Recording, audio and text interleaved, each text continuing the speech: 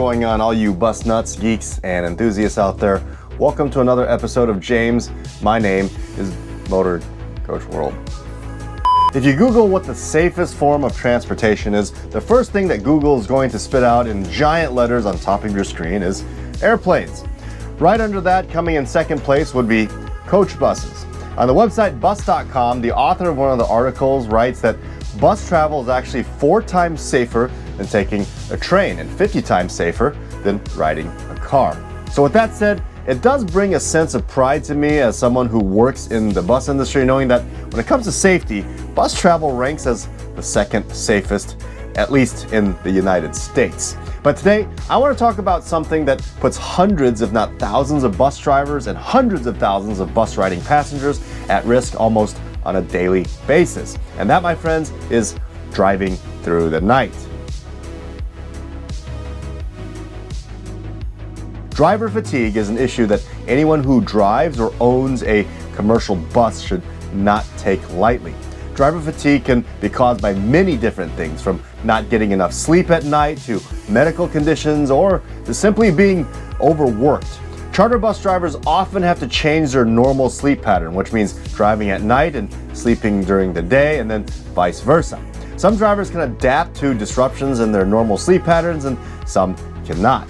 Some are early birds while others are night owls. But one of the largest contributing factors to driver fatigue, especially for commercial drivers, is driving during odd hours of the night when your body is used to being asleep. Let's face it, how many of you who are watching right now have a driver's license and have been on trips where you're fighting to stay awake at the wheel? I'm willing to bet that most of you said yes. And if you're a commercial driver with a CDL, I'm willing to bet that all of you said yes. Now, the FMCSA, or Federal Motor Carrier Safety Administration, has enforced many policies and rules to minimize overworked and sleep-deprived commercial drivers. Rules like the hours of service regulations, which for commercial passenger-carrying vehicles limits the drivers to no more than 10 hours of driving per a 24-hour period, following a mandatory period of 8 consecutive hours of off-duty time.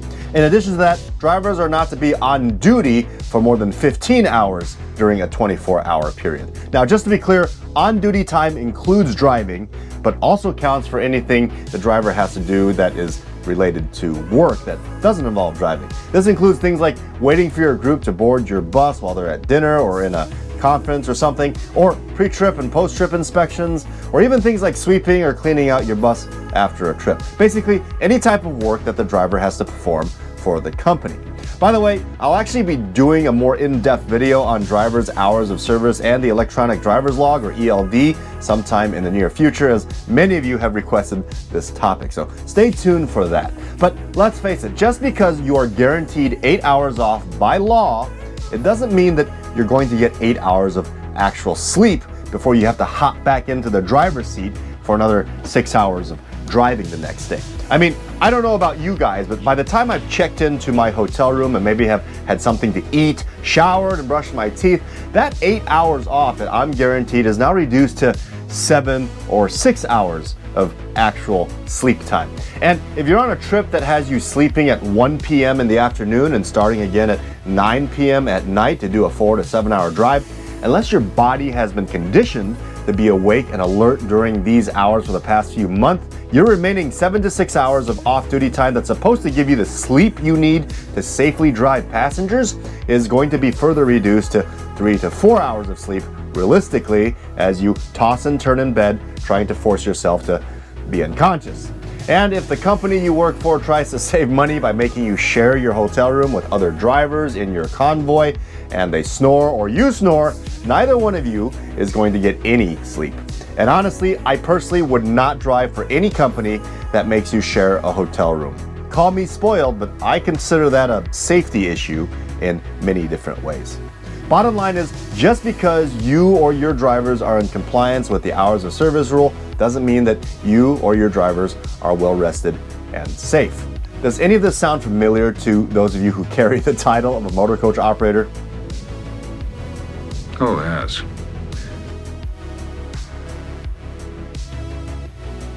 Now, all the following stats and info I'm about to give you will have sources to back them up. All the sources I use to make this video will be down in the description box below, with links to the website if you want to check them out for yourself. Studies show that when fatigued, drivers are at further risk from a condition called auto behavior syndrome, where the driver experiences a trance-like state. The driver will not be able to recall the last few miles and may miss your exit or become disoriented. In this state, even though your eyes are wide open and you are steering the coach, your brain has shut down. At that point, you are incapable of reacting to hazards of the road. As frightening as this sounds, it gets even worse. You will go into a micro-sleep episode that lasts a minimum of 4 to 5 seconds, time enough for the coach to travel over 400 feet. There's no warning that you have gone into a micro-sleep episode, and the only thing that'll bring you out of this is your head falling forward or the sudden impact of a crash. A factor that has a powerful effect on alertness and our performance is the circadian rhythm. The circadian rhythm programs us to sleep at night and stay awake during the day. Our circadian rhythm is biological and cannot be controlled. This internal clock controls our body. It tells our body that between 1 and 6 a.m., our body should be asleep. Also keep in mind that the older we get, the harder it is to adjust to varying sleep patterns. Our eyes also change with age. A 50-year-old needs twice the amount of light to see as well as a 20-year-old to see properly. It's important to pay attention to all the aging factors that come into play when operating a coach bus. Things like medication, sleep habits, vision, etc. In 2018, of the 33,654 fatal vehicle crashes, 51.51% occurred at night. Research data also shows that the highest number of fatal accidents occur between 2 a.m. and 6 a.m. Further studies have also revealed that nighttime fatal crash rates are even higher on the weekends. Now, another study done by the FMCSA shows that driver alertness was related to time of day more so than time on task, especially after midnight. Numerous studies have found that sleep deprivation can affect driving as much as, and sometimes more than, alcohol. Now, the popular TV show Mythbusters actually even did a special episode called Tipsy versus Tired, which actually explored these findings and confirmed that sleep deprivation can be more dangerous than driving with a blood alcohol level. It's looking like myth confirmed. It's confirmed. Not only is driving tired as bad as driving tipsy, it's worse. Now, being tipsy is borderline illegal. It's incredibly dangerous. What we found is that being tired is even more dangerous than that. You're putting yourself and everyone else at risk. But did you also know that there is no test to determine sleepiness as there is for intoxication? For example, the breathalyzer. According to a study by the AAA Foundation for Traffic Safety, people who sleep 6 to 7 hours at night are twice as likely to be involved in such a crash as those sleeping 8 hours or more. People sleeping less than 5 hours increase their risk to 4 to 5 times. The study also revealed that 58.8% of drivers who reported having falling asleep while driving in the past 12 months reported that they had been driving for less than an hour before they actually fell asleep. Now, on top of that, 71% reported that they felt like they were absolutely fine and awake enough to drive. So never rely on the fact that you feel good before your trip, because it can be really deceiving. Other studies reported that men are more likely than women to drive while drowsy. 56% of men versus 45% of women. And men are almost twice as likely than women to fall asleep while driving. 22% of men versus only 12% of women. FMCSA reported that rolling down the windows or turning the radio up may help you feel more alert for an instant, but these are not effective ways to maintain an acceptable level of alertness while driving, especially if you're driving a commercial vehicle with a bunch of passengers on board. Drivers also tend to fall asleep more on high-speed, long, boring rural highways. And finally, self-reporting driver fatigue is never reliable. Now, folks, I could go on for hours as I found many facts on this topic while doing research for the making of this video, but in the interest of keeping this video from being an hour long and not boring you guys to death with statistics, these were the only ones that really stuck out for me that I felt like I should really share. But again, feel free to check out all the sources I have provided down in the description box below if you want to learn more. With everything I just said, you might be asking yourself, well, why do bus drivers drive through the night anyway? Why not just drive the groups during the day and stay with them in hotel rooms at night if it's a long trip? Well, I wish it was that simple, but it's not. And those of you that work in the transportation industry know this all too well. Many charter companies in the US get requests from groups to travel to destinations that may be 10, 15, or even 20 hours away. And usually on these type of trips, not only is it cheaper for groups to not have to rent hotel rooms for each of their 50 people on the coach bus, but they can also get there faster and save time if they can just sleep on the bus while the bus and the driver drives through the night. Basically, they like using your bus as a hotel room on the move. The majority of groups requesting these type of trips are groups like schools taking their students on a field trip, or sports teams going far away for a sports match or tournament. Now keep in mind, not only are these organizations typically under a budget for travel costs most of the time, but it's also more convenient for the chaperones, the teachers, and the team managers or coaches to keep an eye on their people and make sure they aren't out and about getting into trouble while staying at a hotel room at night. This is easier to do when they're all within the confines of a motor coach with your driver and your company dealing with the liability of driving through the night. For bus companies to achieve these requests, a standard industry approach to get passengers from point A to point B without stopping at hotels when the driver runs out of his or her 10 hours of drive time is to stage multiple drivers in hotels at certain switch-out points within range of each of the driver's hours of operation along the way and send them out ahead of time. Now obviously this will result in requiring drivers to try and sleep during the day and drive through the night. And if the trip is a multi-bus convoy, which means more than one bus, well then not only will you be exposing multiple drivers to driver fatigue at this point, but putting more passengers in danger as well. As my final duty as acting captain, I order you to bed. Very well, Mr. Data.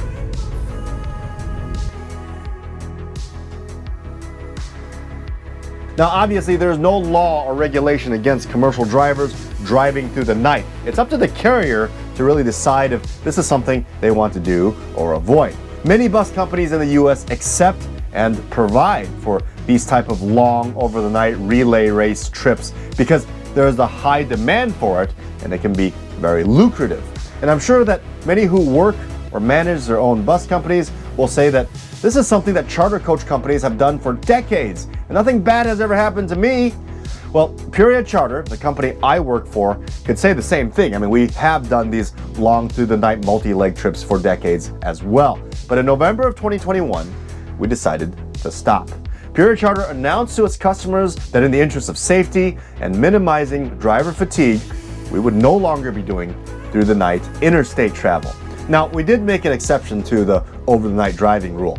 If your group is landing at a local airport and, let's say, needs a ride to a local hotel at 2 a.m., which doesn't require a driver to drive on highways or long stretches of interstates, we would still be able to accommodate those types of requests, as it doesn't put our drivers in the position where they'd be driving at high speeds for long periods of time through the night. Only local in-town shuttle type of stuff. And we also made sure that in the interest of customer service, that for the clients that this decision really would impact, we would still be here to help them find a travel solution. We worked as a team with our clients instead of simply telling them, no, go away. Now, many companies that are wanting to stop this through the night driving and change their policies are met with threats of lost business and cancellation of contracts from many of their clients. Also, their competitors in the area may jump in to swoop their loyal customers away. Now, also, their own drivers may even object to the decision that the company made because those drivers make good money and good tips from groups that they've driven over the years that require over-the-night driving. And finally, office staff and charter agents may also be hesitant to tell their clients in which they have formed a good business relationship with over the years because it may hurt their quotas or sales records and cost them solid business contracts.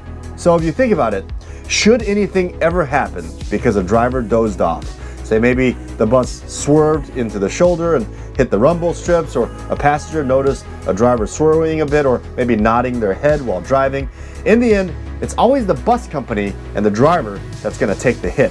All the negative publicity, all the angry parents, all the administrators of the school or whatever the organization it is that chartered the bus, the very people that demanded that the bus drive through the night will be the same people that will try to hang the bus companies out to dry when something happens. And if you think about it, so they should. I mean, we are the professionals here. Most people don't realize how dangerous it is to drive at high speeds for long durations while fighting your body's circadian rhythm through the night. Most people don't realize how many near misses happen every night on the open roads. And since there are no regulations regarding commercial vehicles driving through the night, the liability will fall solely on the bus company that made the trip seem like it's no big deal until it becomes a big deal. And by then, hindsight will be 20/20 and there's no going back. The damage will have already been done. And to me, that just seems like a really bad deal for anyone that manages or owns a bus company. Now, I hope today some of these clients and people who book charter buses actually watch this video, because I hope these groups will actually take the time to ask themselves that, are they more interested in the safety and well-being of their passengers, or are they more interested in saving on hotel rooms and convenience? Now, folks, I realize that today's video may upset some of you. The thought of changing something that our industry has done for decades will not always be welcome. But please keep in mind that the contents of today's video is purely factual. And again, all the stats and research and studies were from credible sources and will be available for you to check out down in the description below.